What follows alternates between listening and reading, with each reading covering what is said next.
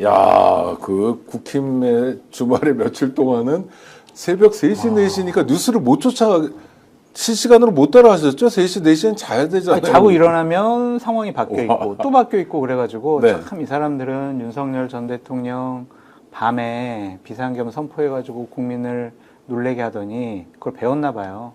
새벽에 밤에 계속 국민들을 놀래게 하는 일들을 국민의힘에서 하고 있는데 참 너무 한심하고 부끄럽고 창피해가지고 제가 옛날에 신한국당 공채였어요. 저는 국민의힘 전신인 새누리당에서 정치했어요. 저는 보수우파를 지지해요.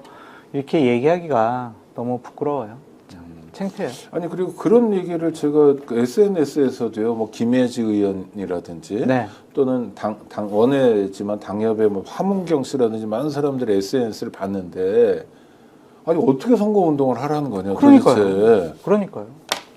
김종옥 박사님 어떻게 오셨습니까? 저 오늘 여기 첫 출연인데, 네. 야, 진짜 장 소장님, 야, 인기 많죠? 댓글 보기 힘드시긴 하네요. 아 인기 많은 거죠. 그럼요. 뭐, 그렇죠. 일단 주목받는 건. 뭐 네, 저같이 좋은 아무 얘기 안 듣는 거에 비하면요, 훨씬 더 좋은 거라는 생각이 들고요. 저 꿋꿋합니다. 괜찮습니다. 저 놀란 게, 그러니까 윤석열은 국민을 배신해서 파면을 당했는데, 네.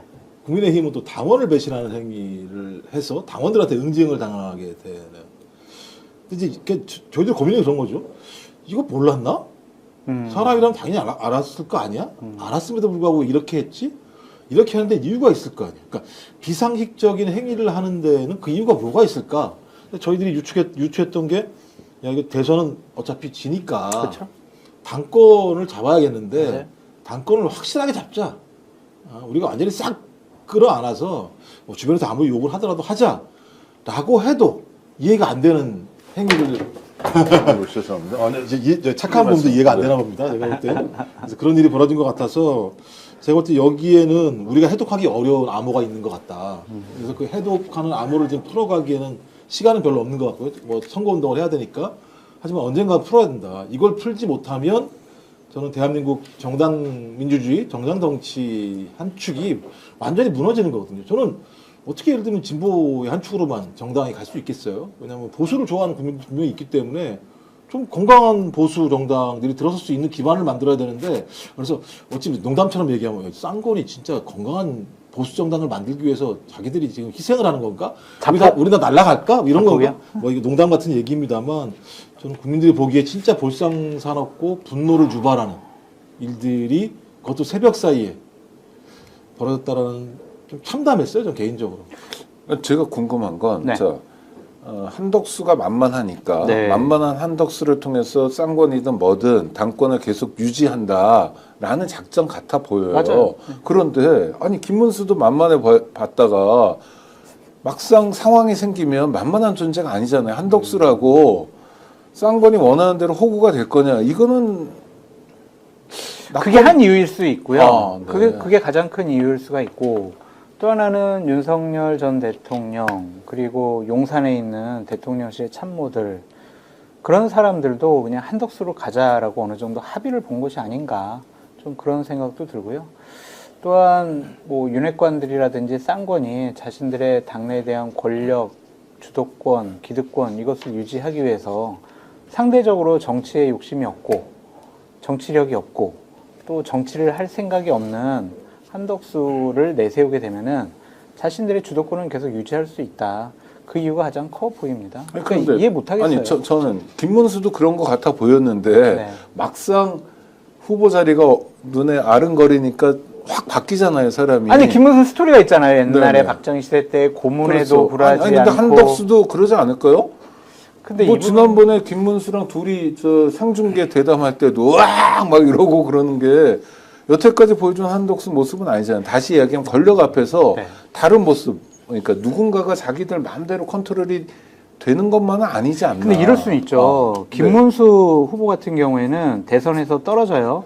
그러면은 내가 지방선거 때까지 좀 당을 개혁하고 바꾸고 이렇게 하겠다. 네. 그런 명분을 가지고 계속 정치할 가능성이 있는데 한덕수 전 권한대행 같은 경우에는 이번 대선에서 떨어지면 정계 은퇴잖아요.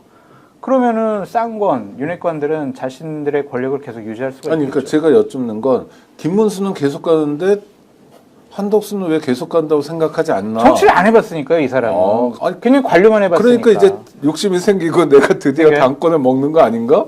아니 저는 그런 변수도 당연히 있을 것 같은데 왜 저렇게 무리수를 두지?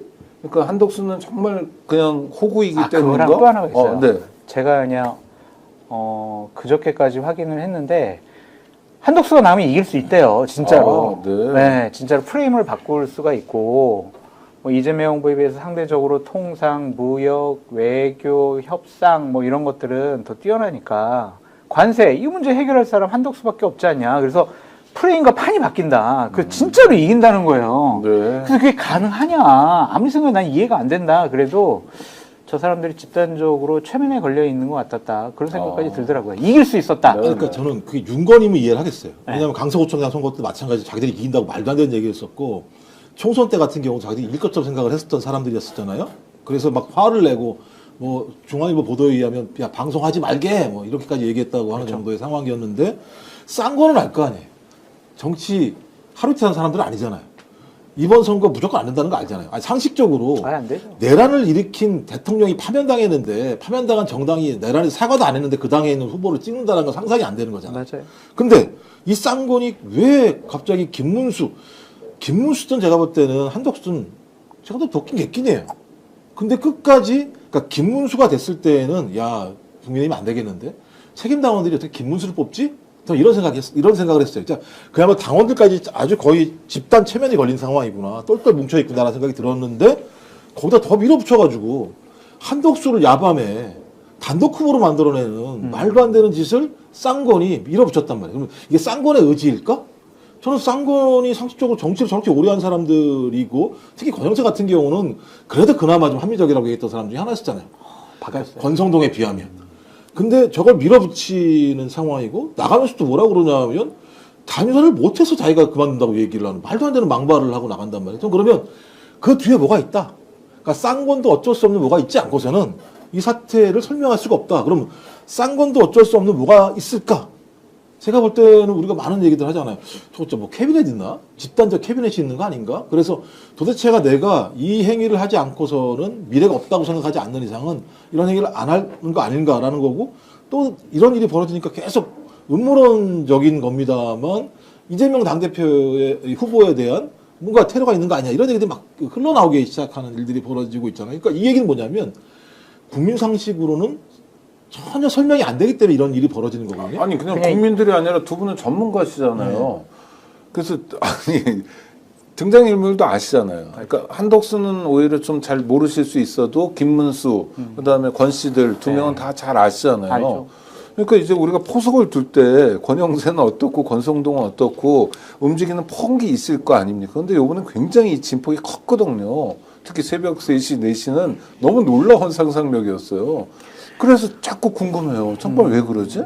뭐지? 그러니까 이상한 사람들이 이상한 짓 했다라고 그냥 생각하시는 것이 정신건강에 좋을 것도 같아요. 그러니까 이상한 짓을 한 거잖아요. 네네. 그걸 우리가 합리적 정치적으로 분석이 안 된다. 합리적으로 분석을 하고 정치적인 의미를 하려고 하면은 우리가 머리가 깨져요. 그래서 그냥 저분들이 그냥 이상한 생각을 했다. 그래서 비합리적이고 비상식적인 결단과 결정을 했다. 그렇게 보여지고요. 또 하나는 좀 감정이 격화됐던 것 같아요. 그냥 김문수 후보가 경선이 끝나기 전에는 그래 단일화 해야죠. 알겠습니다. 말을 잘 들었던 것 같아요. 단일화 해야죠. 계속 가서 얘기하면 단일화 해야죠. 11일까지 해야죠. 해야죠. 그렇게 했는데 갑자기 바뀌니까 이분들이 이제 감정이 상해가지고 저렇게 이상한 짓을 해버렸고 이제 뒷얘기를 좀 들었는데 새벽 3, 4시에 한 이유가 갑작스럽게 한동훈 후보가 다시 등록을 할까봐.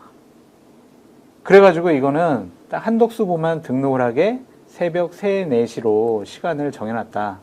그러한 얘기도 좀 누가 해주더라고요. 한동훈 후보는 서류도 준비해놨다는 얘기가 막 나오는 것 같은데. 그러니까 한동훈 후보가 되면 그것도 이해가 안 돼. 한동훈 후보가 또 등록하면은 네. 이거는 한동훈이 되는 거 아니야? 이거는 말도 안 되지 그래가지고 그 새벽에 했다. 아니 그것도 확인을 해봐야 돼. 만약에 진짜 서류를 준비했다면 한동훈 쪽에서. 그런 얘기를 들었어요. 그러면 지금 같은 이런 얘기 하지 말아야죠 한동훈. 무슨 얘기? 대단히 지금 과정이 잘못된 것처럼 무슨 뭐 친윤의 구테타라고 얘기하는데 자기가 구테타에 감행 거기에 동조하려고 서류를 만들었다고.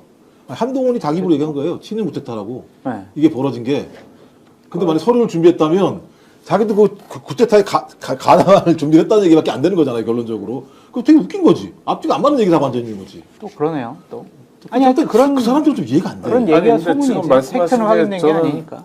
그냥 답인 것 같아요. 워낙 기괴한데 그거를 여태까지의 국민적 상식 또는 일반적인 정치 평론의 툴을 가지고 들여다보면 안 답이 안 보인다. 예?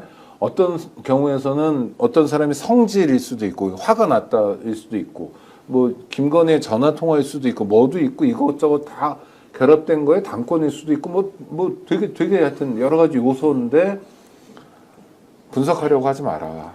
오늘 방송 어떠셨습니까? 마음에 들었다면 구독, 좋아요로 스픽스를 응원해 주십시오. 여러분들의 구독, 좋아요는 가장 큰 힘이 됩니다. 스픽스 구독, 좋아요